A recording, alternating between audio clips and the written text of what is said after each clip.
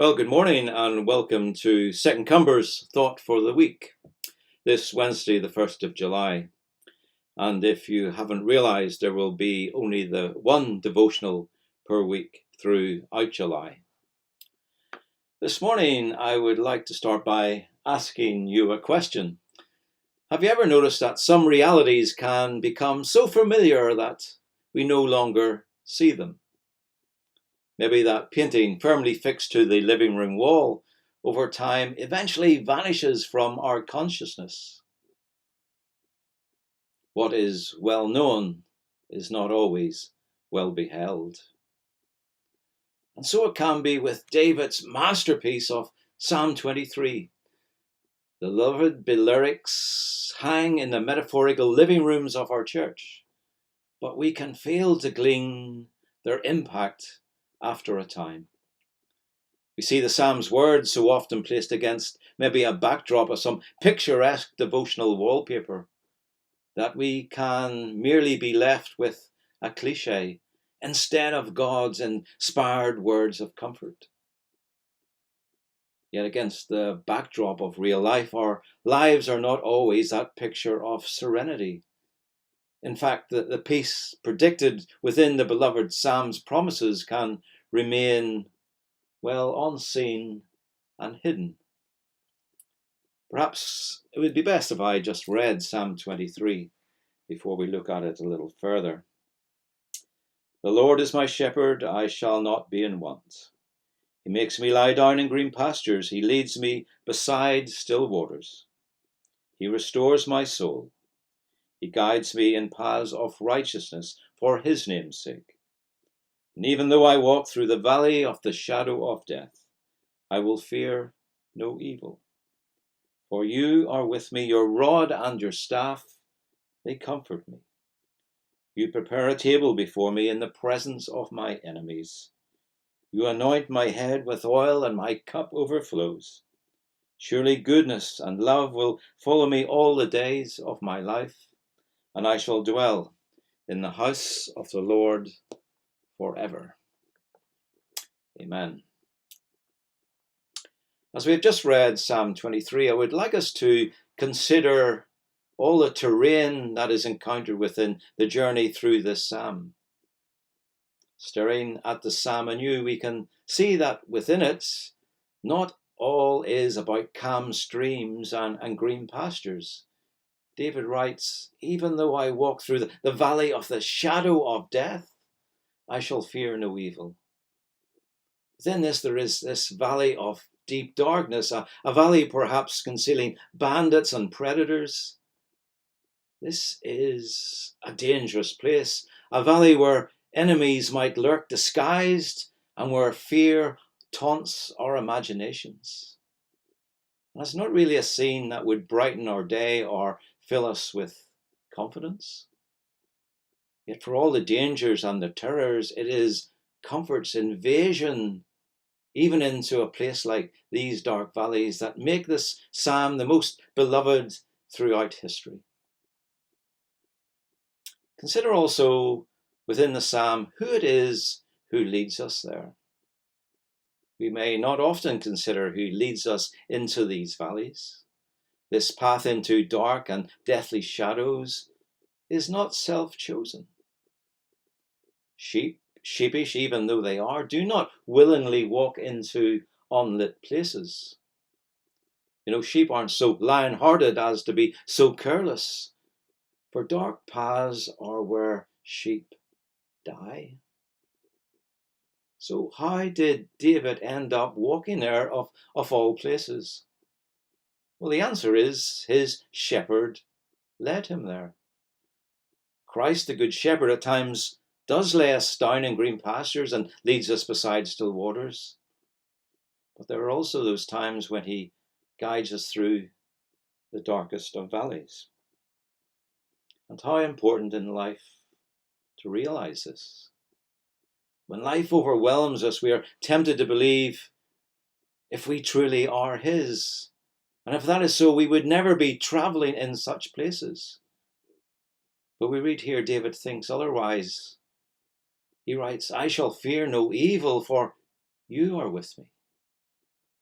David does not see some shepherd standing, scratching his head, wondering if he has taken some wrong turn along the way.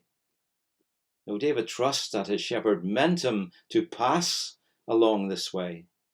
He was to say, "You prepare a table before me in the presence of my enemies." His shepherd, our shepherd, makes his people even dine in front of those who would seek their lives.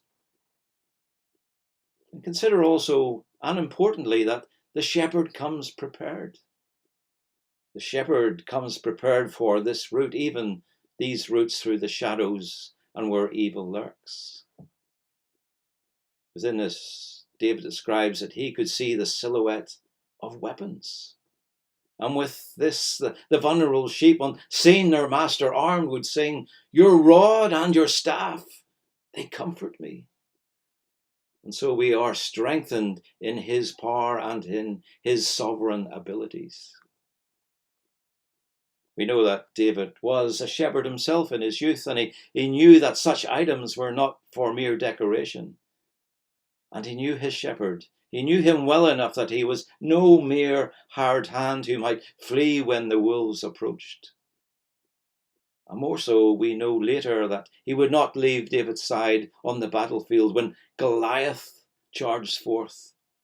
He knew that even the shadows and the powers of evil ultimately bow down to the Lord.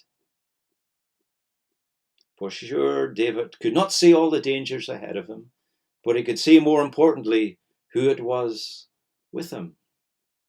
What then should he fear? Consider then, why might the Lord lead us through such disconcerting paths?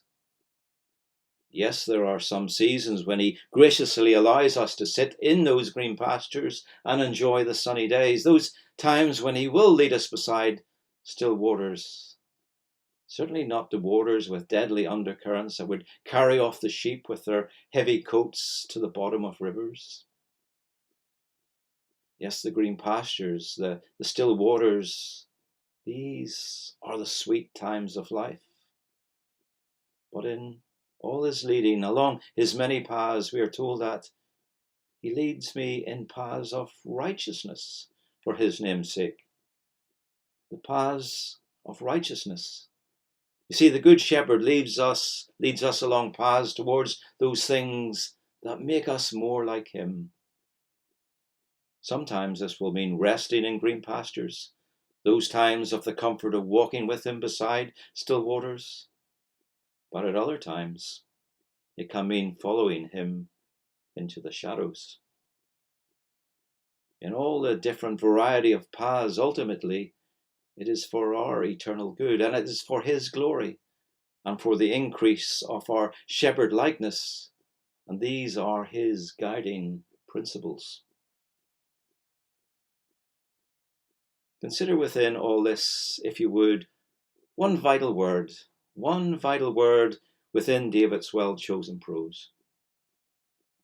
He writes, "Even though I walk through the valley of the shadow of death," that vital word is through. He leads us through. You see, the dark valley was never to be the final destination. The dark valley was not the final resting place. It was a hallway leading elsewhere. Surrounded by many perils and enemies and uncertainties, David knows that he will walk through it all with his Lord leading him. Consider then where all his paths will lead. Sometimes the shepherd ensures that these dark valleys remain just shadows. I wonder if you remember the story of the times of King Nebuchadnezzar and that fiery furnace and the 3 Hebrew boys. They would have sung David's psalm countless times, and yet they would go on to defy the weight of King Nebuchadnezzar and his court, knowing that their shepherd was there to save them, if he chose. But if not, they were resolved that they would remain faithful. And as they went into those flames, their shepherd stood with them, and they would leave that encounter untouched. However, we know that sometimes we don't leave untouched. Death comes. Tragedies befall. Hearts are broken and persecution comes. Sometimes the hope for deliverance doesn't arrive. What then? Does he still lead us through such valleys? Well, the answer is yes, he does. He does. Jesus, the great shepherd, would later lead Stephen, the first martyr, through the dark valley of death itself to a place where all paths ultimately lead. And that is to God himself. Of Stephen, we can read that he gazed into heaven and saw the glory of God and Jesus standing at the right hand of God, leading him into glory. Goodness and mercy pursued him all the days of his life, including that very day. No matter when death finally comes, Jesus, David's shepherd and ours, leads through death itself to dwell in the house of the Lord forever. Verse 6. You see, God himself is the end of David's journey in Psalm 23.